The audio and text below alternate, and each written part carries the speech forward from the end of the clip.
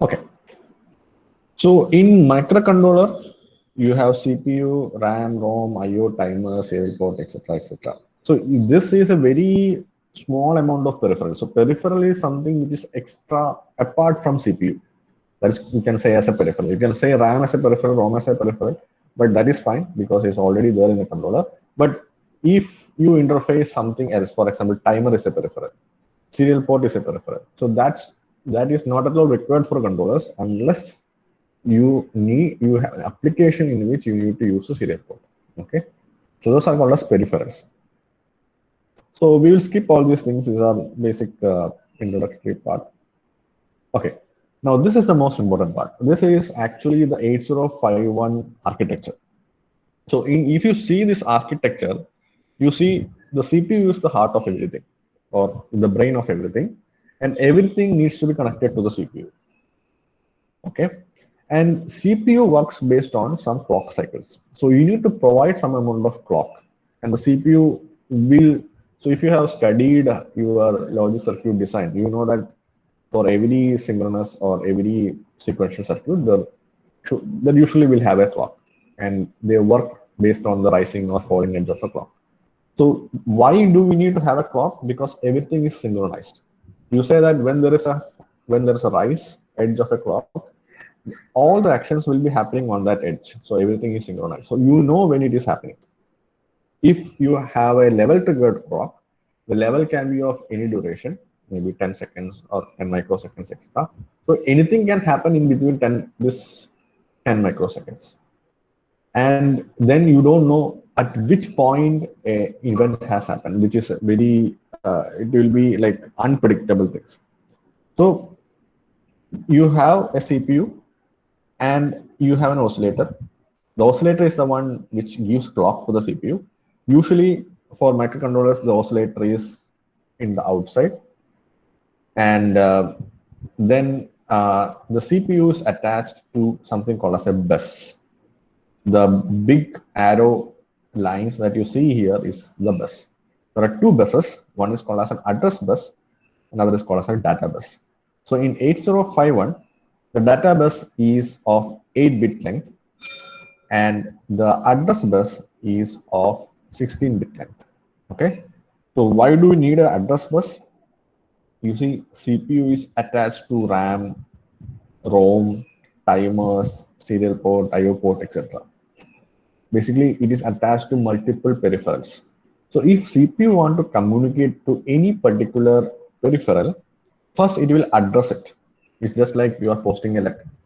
Let's say, I don't know whether you have heard of this letter thing because your generation is mostly emails and WhatsApps. But anyway, so if you want to send a letter to somebody, usually you will write the address to whom you need to send the matter to.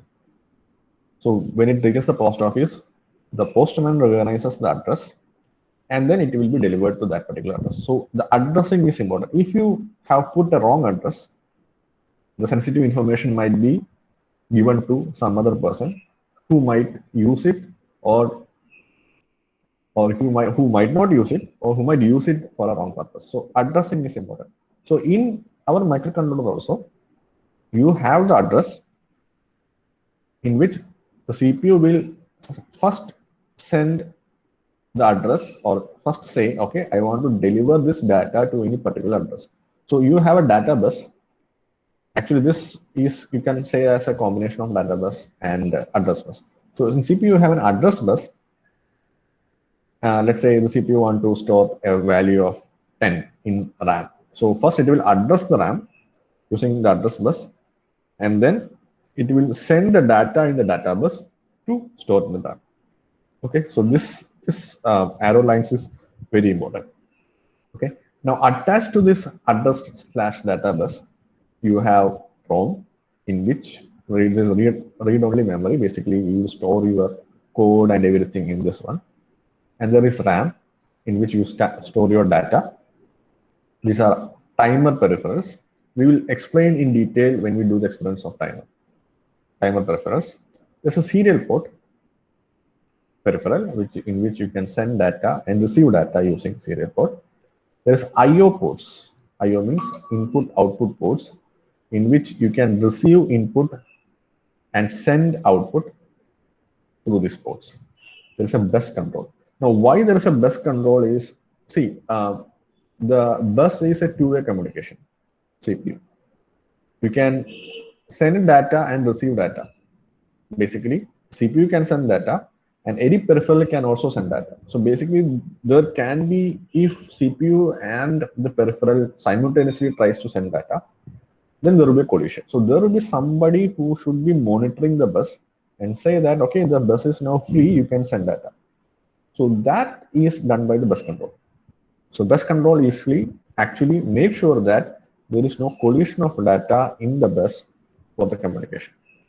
Okay, so these are the main preference, or this is basically the architecture of 8051 family. And coming to the, so there are 8051, 8052, 8031, there are a lot of variants, but we'll be looking only at 8051. So you have 4K of ROM. This is on-chip program space, where you actually dump your program. Whatever program you write is actually going into the ROM, which is 4 kilobytes of memory.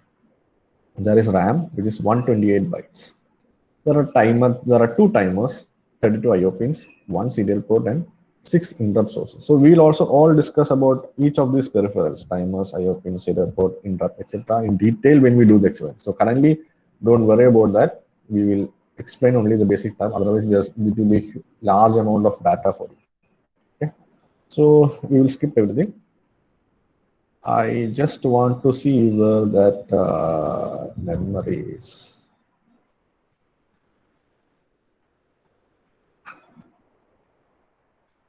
Okay. Now, see, although you have a RAM, and we saw that RAM is 128 bytes.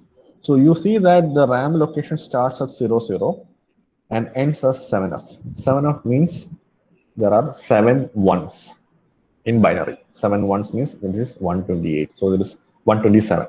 So this is 00 to 127. Actually, there are 128 bytes of memory. This is the memory in which actually you can store your data. In this RAM, the program will not be stored in the RAM. The program is stored in the ROM, because once you switch off and switch on, you should start from the program. If you put in the RAM is a non-volatile memory or volatile memory, in which if you power off the system, whatever is there in the RAM will get erased. So only thing that can, so if you are writing a program, your program should not get erased once you power off.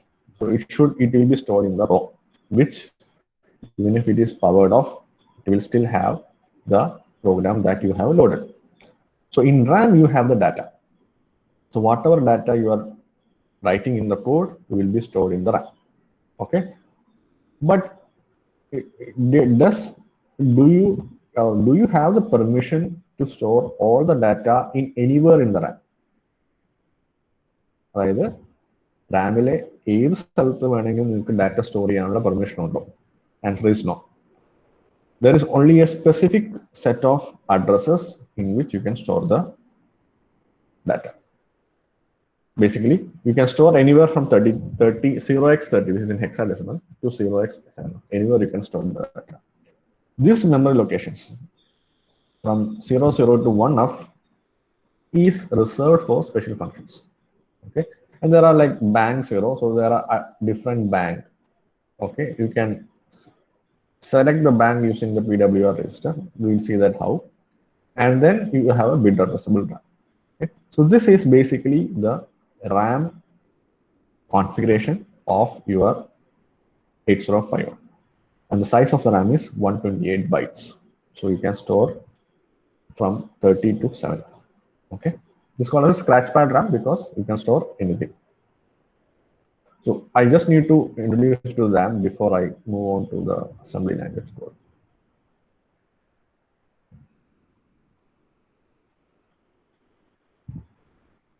Okay. Now coming to how to write a program, we can write the program in many languages. C is the most commonly used language for writing, C and CPP. is the most commonly used language in writing program for embedded controllers. But before you start programming with C, you should understand how an assembly code works, because C is not an optimized code. When you write an assembly code, it is the most optimized code. Okay, so if you understand how an assembly code works, then you can write the code in C more efficiently. Okay, so first one is something called as registers. Registers are used to store information temporarily, while information could be a byte of data to be processed or an address pointing to the data to be fetched. So a register is an internal memory or a memory inside RAM in which you can store the data.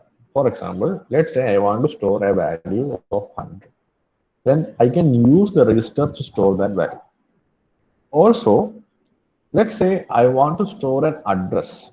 You see, our address bus is 16 bytes, which means it is a 2-byte address. So I can store the address in 2 registers simultaneously. Okay. So vast majority of 8051 registers are 8-bit registers. That means it can store only 8-bit of data.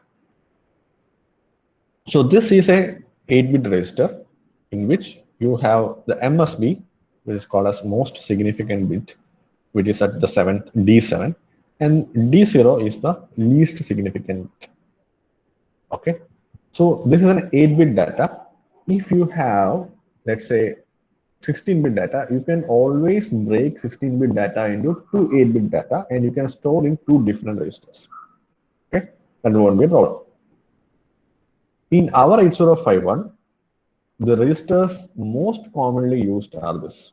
There is something called as accumulator, which you can say as the most commonly used and most powerful register in 8051. It's called as an accumulator. It is used for all arithmetic and logic instructions. Apart from that, you have registers called as B, R0 to R7. All are 8-bit registers. That means you can store an 8-bit data inside it. Okay, and then you have DPTR, which is called as data pointer. It is actually a 16-bit register given as 2 8-bit registers, which is DPH, which is higher bit, and DPL, which is the lower bit. And there is a program counter which points to the next memory location of your program. We will see one by one. Now, our first code or our first lab session is to move data or store data in a memory, or move data from one memory location to another memory location.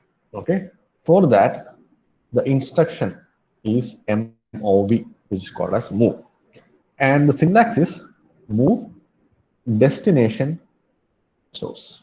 It says you copy the data from the source to the destination.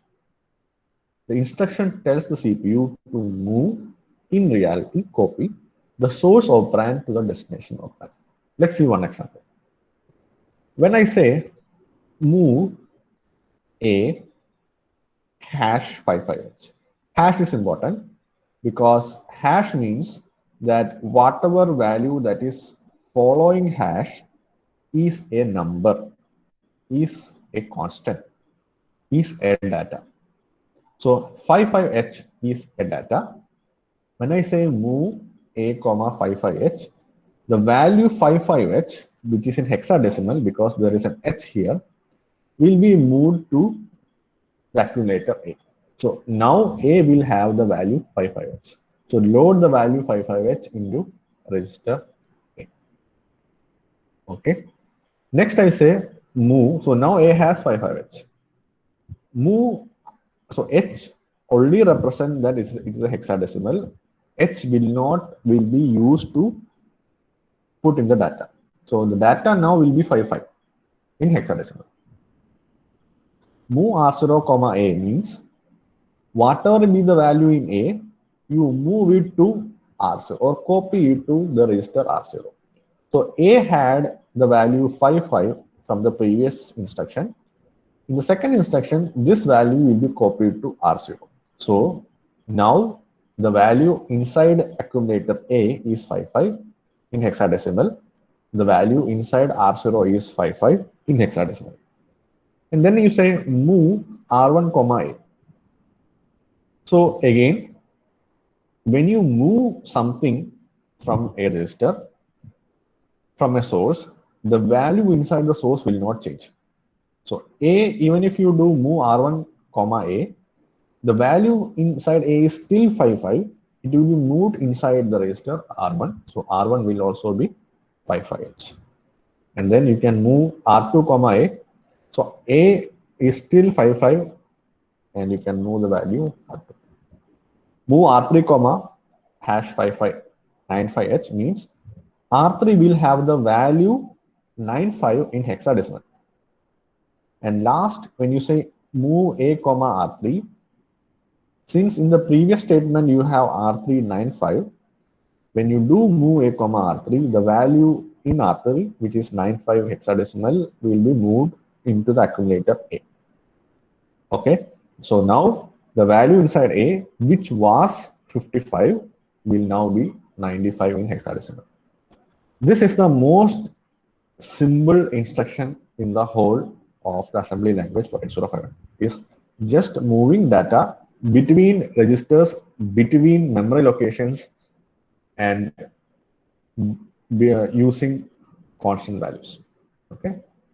If do you have any doubt in this? Because this is the basic thing. If you have doubt in this, we should clear it before we move forward. If you have any doubt, you can just let me know, put in chat anything which is comfortable for you.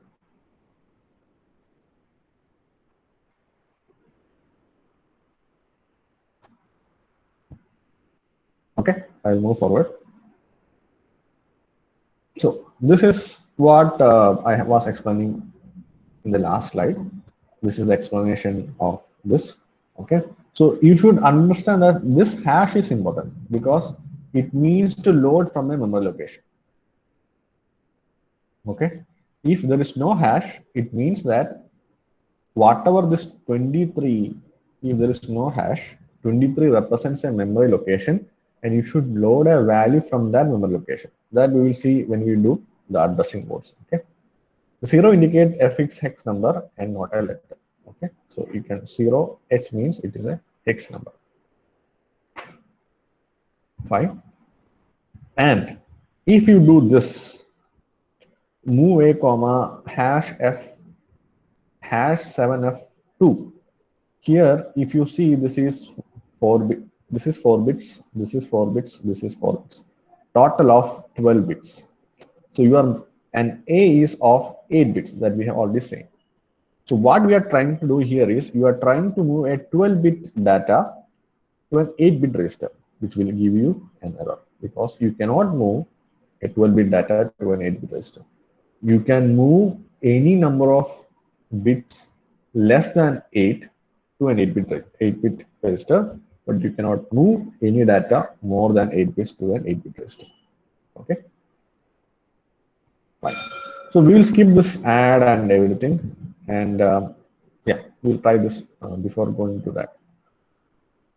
So basically, when you put a program in your memory, you should define that this program is at this particular address location. Okay, so that you define using org. So org 0h means you are saying this is at location 0. This is the start of the program memory location, and then you start the program. Okay. If you don't put here, the problem is when you reset the microcontroller or when you run the microcontroller starts with memory location 0 always. So at that memory location, you should say that, okay, the controller should go to this particular memory location to execute the program. So that's why we are putting this org here. Okay. So So this is how you create the program. So you have an editor. I'll show you a key editor in just five minutes. Okay, and you create an assembly language file. You have an assembler. It will create an LST file, and using other object files, it will link and create an ABS file, and then this ABS file will be converted to something called a hex file. And this hex file is the one which is going into the controller. Okay, the controller or the machine can only understand this hex file, which is basically ones and zeros.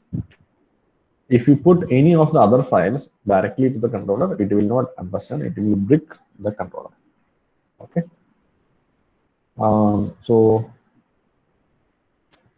Okay. You see that this is the normal move instruction. Move R5, comma, #25H means we are moving a value 25 to the register R5.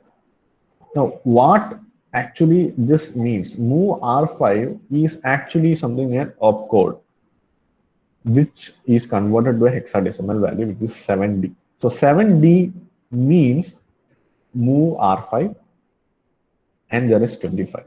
So 7D25 means you are actually moving a value 25 to register R5. Similarly, move RF has a corresponding hexadecimal code which is called as an opcode, which is 7F #34. So 7F34 means move the value 34 to the register R7.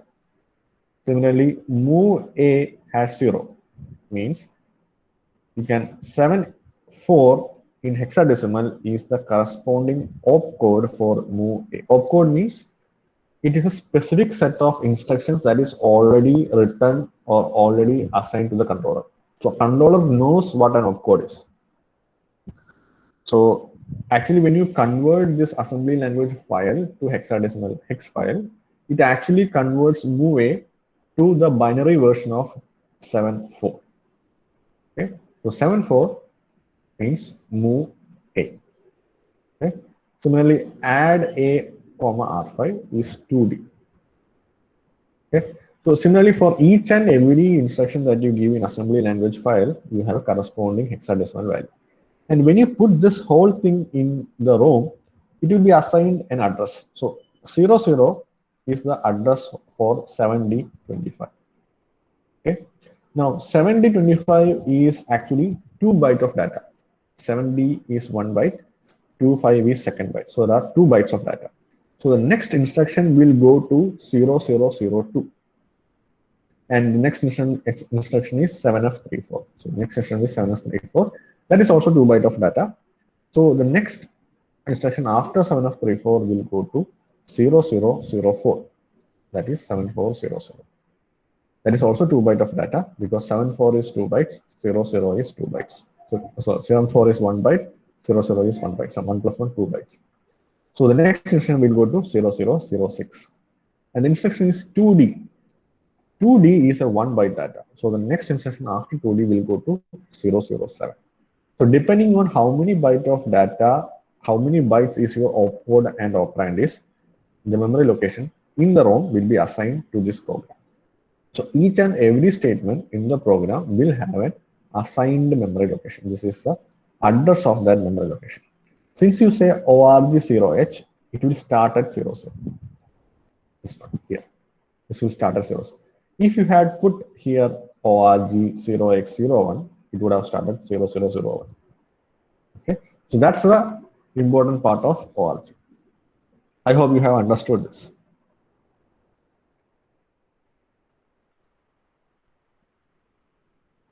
This we have seen.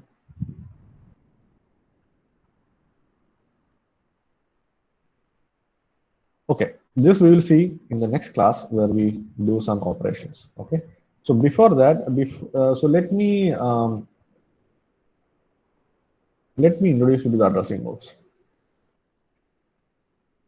So there are 5 addressing modes in 8085, and we will do the lab experiments for all the 5 addressing modes because addressing modes is very important. The first is called as an immediate addressing mode. Immediate means as soon as you give the command, the value will be stored. Addressing mode means how can you address or how can you give a value or a data to any particular memory location? What are the possible ways of moving a data to a particular memory location? That is called as an addressing mode. In immediate addressing mode, you will have an immediate data preceded by hash. You can also load into 16-bit DPTR register. That we'll see. So it is something like this. Move a comma hash 25h means you see that you already have hash 25h here. So you have specified you need to move 25 in hexadecimal to A. Explicitly means you have written hash 25. This is called as an immediate addressing mode. Similarly, you can move 62, this is in decimal, to R4. So you have specifically, explicitly specified 62 to be moved. This is R4. Sorry, this is immediate addressing. So if you look at any of these examples here in this block, you see that all the data that is to be moved to any of the registers or any of the memory locations is explicitly specified. Means it is given directly. This is called as an immediate addressing mode. As soon as you give this value, it will move to the register. This is called as an immediate addressing mode. DPTR is a 16-bit register, because of which you can move 16-bit of data. Okay. DPTR consists of two registers, DPL and DPH. When you combine both of them, you will get DPTR. Okay. Next is register addressing mode. So if you look at here, you are not specifying any of this hash things. Okay. Instead, what you are doing is you might have already copied the values into some registers, R0, R2, etc. Now you use the registers to copy the data between them. For example, R0 might be having some value that you have already done. Now, when you do move a comma R0, the value inside the R0 is moved to A. Okay. Here, if you look at here, there is no hash 01 or hash 25, nothing is there. So here, this is called as a register addressing mode, where you are copying the contents between the registers, R0 and A, R2 and A and R5, A and R7, A and R6. Okay. Now, the source and destination registers must match in size. That's the important part. See, DPTR is a 16-bit register.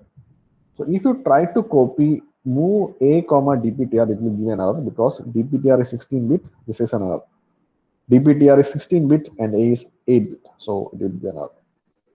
Movement of data between the R registers is not allowed. So you cannot copy R4 comma R7.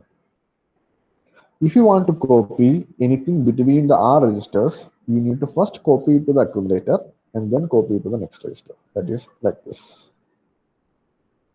This is the only way you can copy between R registers. Okay, so this is the register addressing mode. Then there is direct addressing. And direct addressing is the addressing in which you are going to access the RAM memory locations, which is from 30 to 7H. Here you might be copying to the registers, but finally the final data will be stored inside the RAM. It will not be stored inside the register, it will be stored inside the RAM. So entire 128 bytes of RAM can be accessed. The register bank locations are accessed by their names. Okay. So when you say A comma 4, you see that there is no hash, which means this 4 represents an address. It means that you store the address 4 inside A. Okay. Sorry, you store the value inside the address 4 in A. 4 means it is the address of R4 register. It is this statement is equivalent to saying move A comma R4. And this move A comma 4 is the direct addressing mode. Means instead of specifying the value to be stored, you specify the address in which the value is stored. So in address 4, there is some value. You need to move that value to A.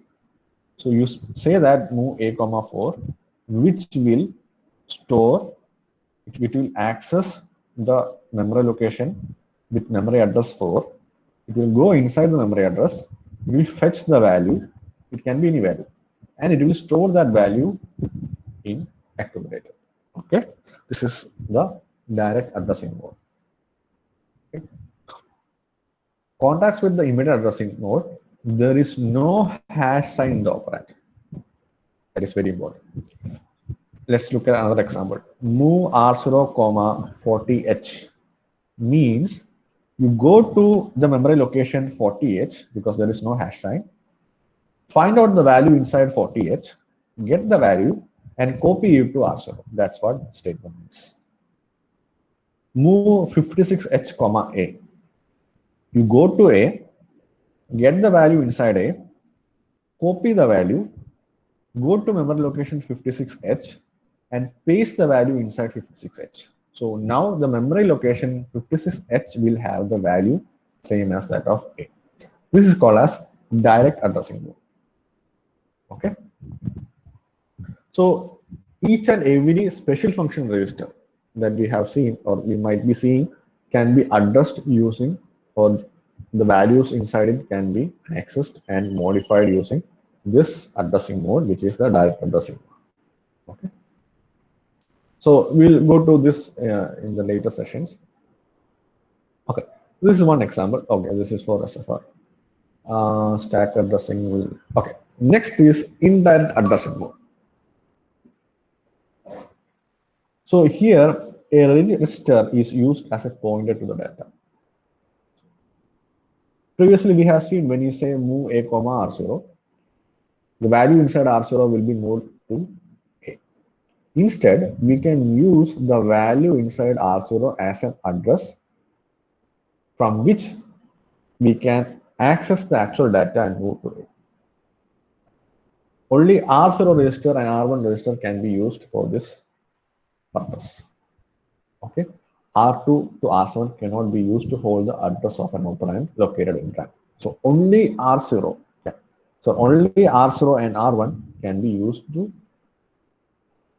hold the address, and they might be preceded by @ sign. Let's look at an example. Let's say R0 have some value, let's say 0x03 or 0x30. Let's say R0 have value 0x30. When you say move A comma at R0, as it sees at, it means that you need to go to the memory location specified inside R0. So R0 has 0x30. So the control will go to the memory location 0x30. It will fetch the data inside 0x30, copy it, and paste it inside A. So you should remember the value 0x30 is not copied. Instead, the value inside the memory location 0x30 is copied. Okay, if R0 has the value 0x30. Similarly, when you say move at R1 comma B, let's say R1 has the value 0x40. So when you say move at R1 comma B, the value inside B register will be copied. It will go inside R1. It sees a value 0x40. So it will go to the memory location of 0x40 and paste the value inside B in the memory location 0x40. That's what register indirect addressing means. And remember, you can do indirect addressing only using registers R0 and R1. The indirect addressing modes and direct addressing modes are the most commonly used for complex programming, and you should understand it pretty well. Okay. The concept is a bit tricky, but only thing you need to understand is for indirect and direct addressing mode, the value inside the register is used as an address instead of data, and the value of that address is being copied or moved. Okay. So let's try this example. So write a program to copy the value 55H into RAM memory locations 40H to 41H. Okay, using data addressing mode, register in data addressing mode. So we will just do not use loop now. Okay, using data addressing mode. So you want to copy the value 55H into RAM in memory location 40H and 41H. So you have 55H value. You need to copy to the memory locations 40H and 41H in the RAM. So 55H should be copied. So what do? You move first 55H. So let's do the direct addressing mode. In direct addressing mode, you can directly access the memory. So first, you copy the value hash 55H, the value to A. Then you say move 40H comma A, means whatever values in A, which is 55H, will be copied to the memory location 40H. Now 40H will have 55H. Now say move 41H, this is comma A. So the value inside A, which is 55H, will be copied to the memory location 41H. This is direct addressing. Now register indirect addressing mode. In this one, you first, so everything should be gone or should be moved along with respect to the accumulator. So accumulator is the main what you call register to move data. Okay, so first you move 55H to A. Now you want to load 40H to R0 because in a register indirect addressing mode, it will access the memory location inside the value of the register. So you move R0 to 40H. So you move the value, or you make the value inside R0 as 40H. Then you say move at R0 comma A, means whatever is the value of A currently, which is 55H, you move to the memory location specified by the value inside R0. So currently the value of inside R0 is 40H. So you go to the memory location 40H because there is an at sign here, and you move the value of A to that memory location. So that will give the value 40H 55. Then you increment R0. So now R0 will be 41. Move R0, move the value of A to the current value inside the memory of R0. So currently R0 has 41H. So go to the memory location 41H and move the value of A. Okay, this is an example. I hope you have understood this. So I am skipping the loop part. We will do the loop part later. Okay. So this is where you are actually doing some looping to move the values. Okay. So remember, R0 and R1 are the only registers that can be used for pointers and register in their addressing mode. Okay. And whether accessing externally connected RAM or on-chip RAM, we need 16-bit pointer. Okay. Now the last one is indexed addressing mode. Okay. So you have a special opcode or command code as movec, where C means code. Usually it does is you move A at the rate A plus DPTR. So DPTR is data pointer. We'll see an example so that you understand. So in this program, we assume that the word USA is burned into round location starting at 200H. So at 200H, you have the word USA. And that the program is burned into ROM location starting at 0. So the program is starting at location 0. So to analyze how this works, so origin 00H. So now the origin at 0. You move DPTR 200H. So now the data pointer register will have the value 200H. So basically it now points to the address 200H. Clear A? A will be 0. Move C A comma at A plus DPTR means 0 plus the value inside DPTR. A has value 0. 0 plus the value inside dptr, which is 200h. 0 plus 200h is 200. So at 200h means you go to the memory location of 200h, okay, get the value and copy it to A. Okay. So whatever be the value at 200h will be copied. So you say that USA is burned at 200h means now A will have the value of USA. And then you move R0 comma A means whatever be the value of A will be moved to R0. Okay. So here, if you execute this statement, you see that dptr is 200h and A is 55h. Move R0 comma A. So now R0 will have 55h. Increment dptr. So dptr will now be 201h. Clear A. So A will be 0. dptr will be 201h. Move C A comma at A plus dptr. Okay. So A is 0. dptr is 201h.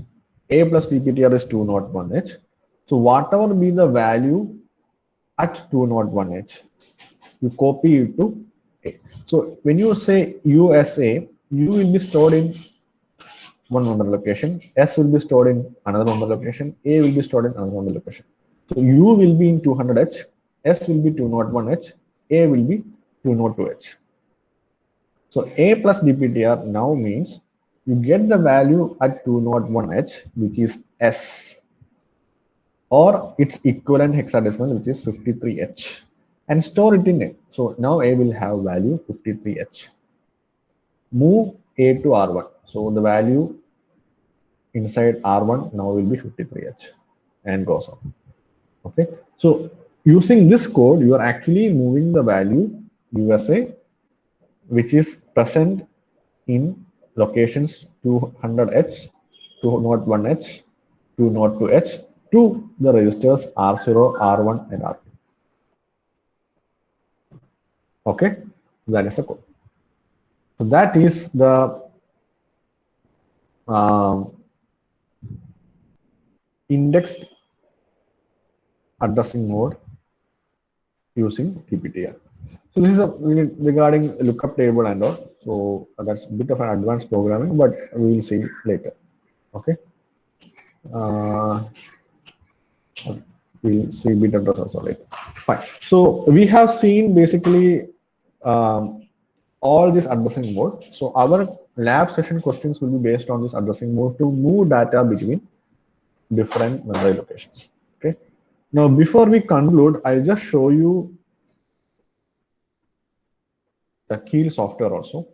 So we'll be using the Keel software to run our assembly language code and to debug, etc. Okay. So to install Keel software,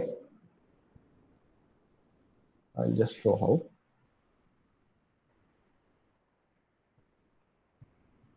So you can type Keel Microvision.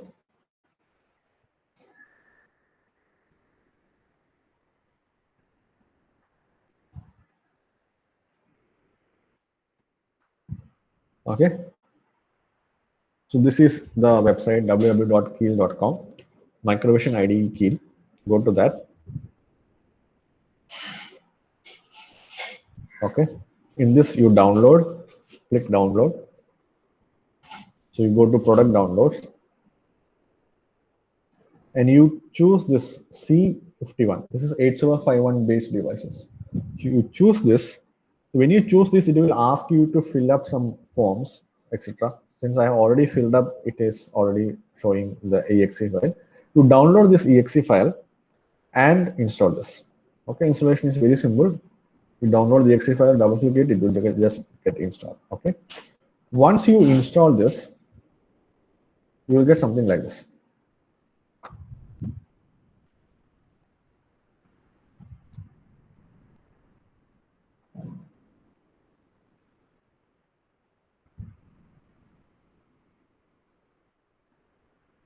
Okay, So this is actually the kill software.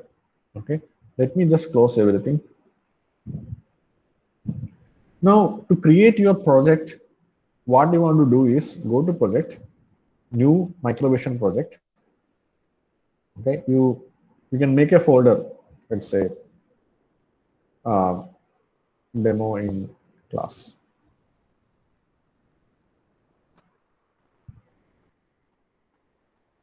Okay, and give a file name, give a project name. So demo one or demo X. Okay, now it will ask for which device you are making this. So when you are actually burning the program, you should make sure that the correct device is chosen from this list. So, but since we are doing simulation, you can choose any of the 8051 devices. So you can just say 8051. Okay, and then go to generic 8051 all variants. So you see that there is 4K bytes of ROM, 128 bytes of on-chip RAM, 5 inders, 2 priority levels, 2 timers and counters, IO lines, etc., etc. So this is our device. Okay, and you say okay.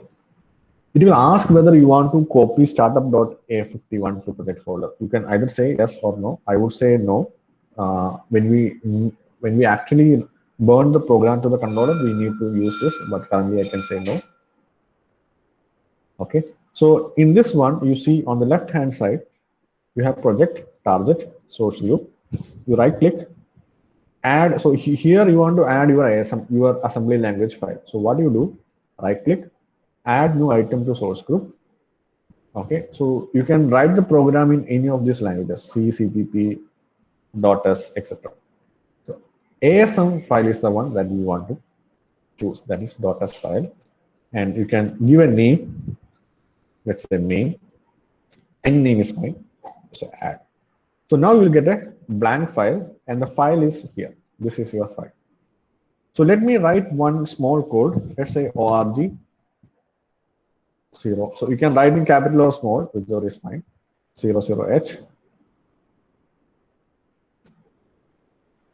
And I say move a comma hash 20.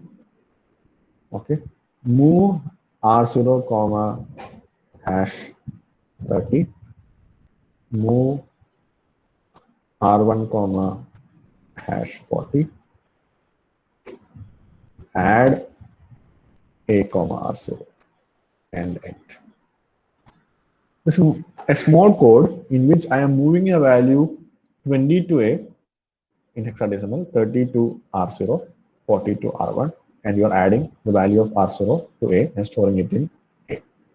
Okay. Now, if you want to check, so first you want to do a build, just this. Build means F7, or you can go to, I think, project and build target. So when you do this build, you see that here it says there are 0 errors and 0 warnings, which means your build is successful. The assembler could understand what you have written here. Okay, now we want to check whether your program is running correctly. So you go to debug, start stop debug session.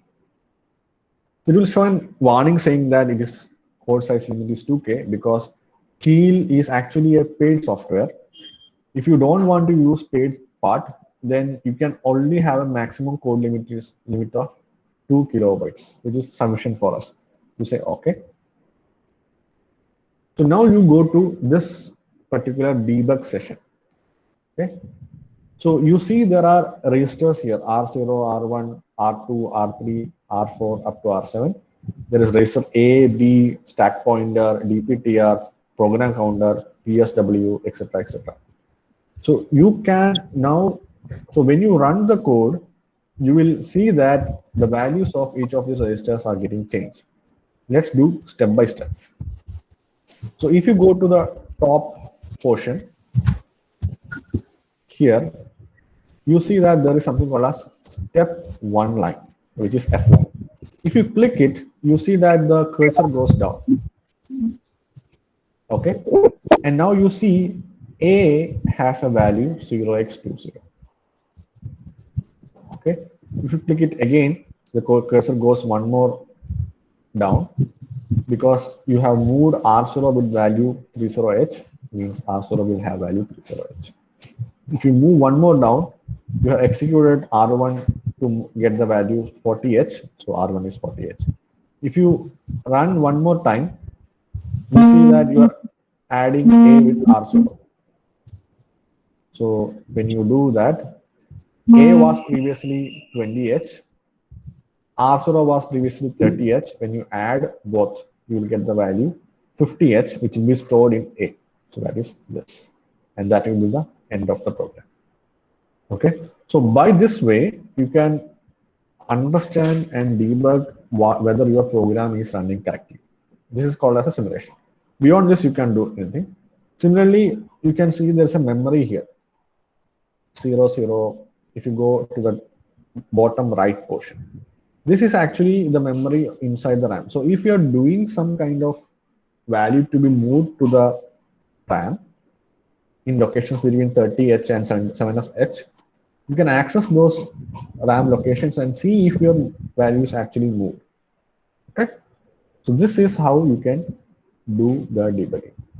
So currently Keel doesn't have mobile version, but make sure if you have laptop, you can install Keel, or else you can look into any of the online ASM 8051 assemblers, and you can do the programming. Okay, so we will post a program, or not one program, but some good amount of programs for you to do, maybe by maybe today or tomorrow, and you have time till Friday evening to finish the program. You zip the programs and upload it in the Google Classroom, where we will open an assignment tab. Okay. Okay. Hakim sir, എന്തെങ്കിലും add ചെയ്യാനുണ്ടോ? ഇല്ല sir, ഒന്നുമില്ല. Sir പറഞ്ഞല്ലോ, കാര്യങ്ങളൊക്കെ പറഞ്ഞിട്ടുണ്ടല്ലോ. Okay, fine. So let me take the attendance. Let me see who all are there. So one is absent. Sir, one. One on top. Okay. No.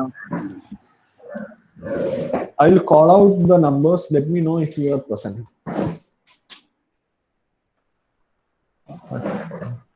2 present ആണ്, 3 absent അല്ല. 4 ഉണ്ട്, 3 ഉണ്ട്. Okay. 5, 6 ഉണ്ടോ? ഇല്ല.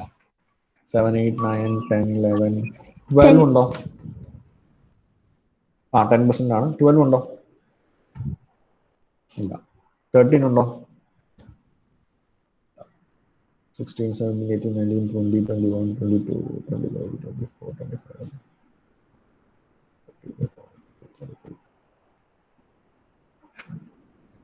43 ഉണ്ടോ? 44 ഇല്ല. 45, 46, 47, 48. 48 ഉണ്ടോ? ഇല്ല. 58 ഉണ്ടോ? 47 ഉണ്ട്. 47 ഉണ്ട്. 58 ഇല്ലല്ലോ ഓൾറെഡി. ഓക്കെ, 21%. 53 ഉണ്ട്. ഓക്കെ, അപ്പോൾ ആബ്സെന്റീസ് 6, 12, 13, 43, 44, 48, പിന്നെ 58 റെഗുലർ ആബ്സെന്റ് അല്ലേ? ഓക്കെ, സോ നിങ്ങളുടെ ലാബിന്റെ അറ്റൻഡൻസ് എന്ന് പറഞ്ഞാൽ, if you submit the assignment and have attended the class, will give the attendance. Okay, basically 3 അവറിന്റെ അറ്റൻഡൻസ് ആണ് ഒറ്റയടിക്ക് കിട്ടുന്നത്. അപ്പോൾ അസൈൻമെന്റ് സബ്മിറ്റ് ചെയ്യും, ക്ലാസ് അറ്റൻഡ് ചെയ്യുകയും ചെയ്ത് കഴിഞ്ഞാൽ will get the attendance. Okay, so if you don't have any more doubts, then I think we will stop it. Do you